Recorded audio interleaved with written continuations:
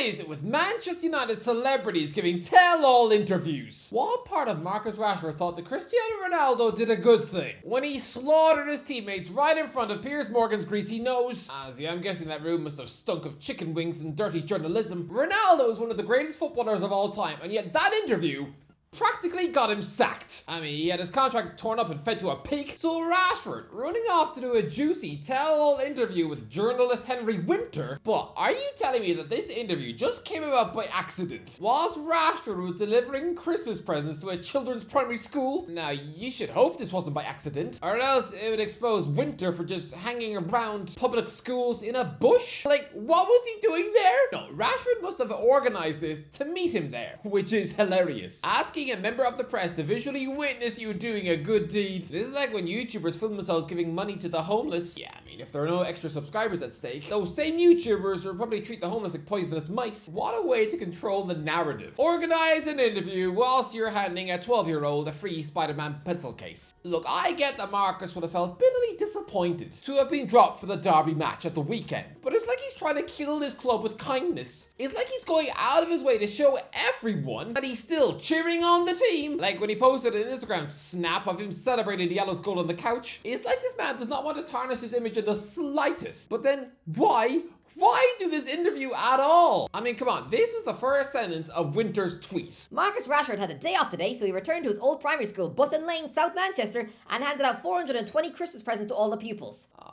Come on, this is blatant Rashford propaganda. What's the next paragraph gonna say? Saying that Rashford also adopted 14 sick puppies on his way home? That he stopped his car to nurse an injured badger back to health by the side of the road? That he went home to make tea for his gran and be nice to his mum? Come on, if you're going to do a good deed, then do the good deed in private.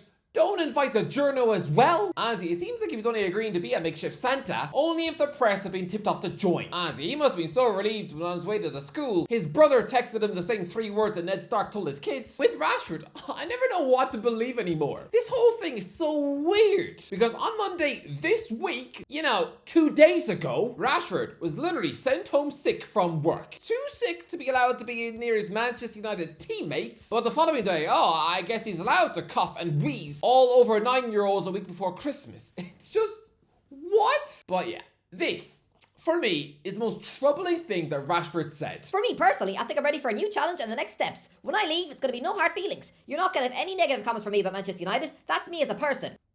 Marcus, this is a negative comment about Manchester United. This is you publicly telling the world that you want to leave the club, thus immediately lowering your transfer value for next month. Couldn't you just let the Manchester United fans enjoy their derby win for a week? This is not the way to respond to being dropped. What Rashford should do as a local lad is knuckle down, put in the graft and work rate and prove everybody wrong. Does he not have a burning fire to shove the words back down the throat of every pundit who slagged him off? Ruben Amorim has not come into Manchester United and decided that he doesn't like Rashford because of the size of his nose. He hasn't just rolled into town and made it a mission to ruin Rashford's life. I highly doubt the Portuguese boss has crawled down his chimney to slip cat poison into the milk in his fridge. No, all Ruben is doing is asking you to track back. It's really not too much to ask, Marcus. I feel like this man has been spoiled his whole career because he has been a key player for Manchester United since he was 18. He has built up this superstar celebrity image, which is why he's been able to wriggle himself a quite bonkers £325,000 a week. Yikes! Lads, don't forget, this man only signed a new 5-year deal last year. And this is what he said literally last summer. I joined Manchester United as a 7-year-old boy with a dream. That same passion, pride and determination to succeed still drives me every time I have the honour of wearing the shirt. I've already had some amazing experiences at this incredible club, but there's still a lot more to achieve, and I remain relentlessly determined to win more trophies in the years ahead.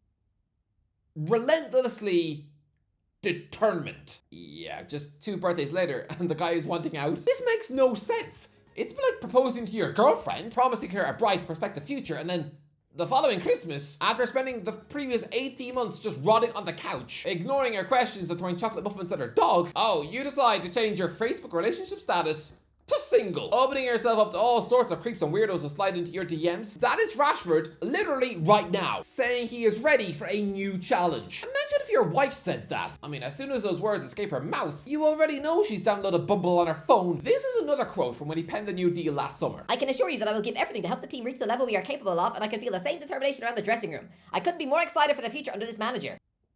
This is why I cannot believe a single word that escaped this man's mouth, saying that he will give everything to help his team return to the top. And yet, literally 7 months later, he's getting drunk in Belfast and calling it a sick work. Look, I'll be honest, that Northern Ireland session received way too much coverage. I can imagine that must have been overwhelming for the guy. Honestly, you wake up with a sore head and you see that the Daily Mail have published about 100 different articles about your night out. You had tabloid rags hunting down interviews with the waitress. There was so much coverage, you would swear that Rashford had just been pictured digging up the Queen, but still, it wasn't clever. It's kind of crazy that Rashford's Man United career looks to be over, because he did score 3 goals in Amram's first 2 Premier League matches in charge last month. It looked like this ex-Sporting Lisbon boss was going to breathe life back into his Manchester United career, like Ole Gunnar Solskjaer did with Pogba, but no. I feel sorry for Rashford because he was always overhyped to a ridiculous degree.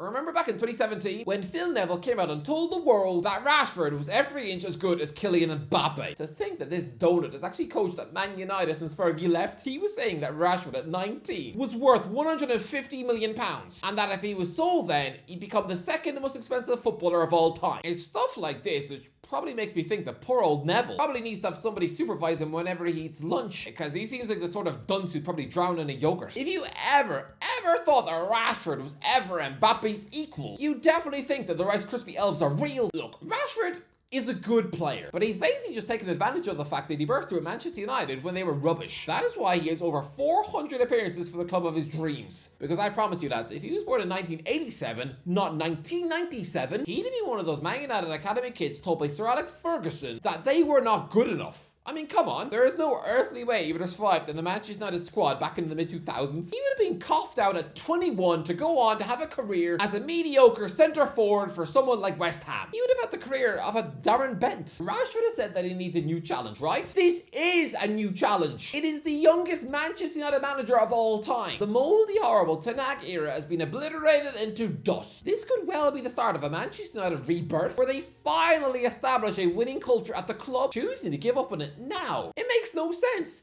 It would be like Jurgen Klopp getting the Liverpool job in 2015, and then Jordan Henderson instantly says, "Oh, I've had enough.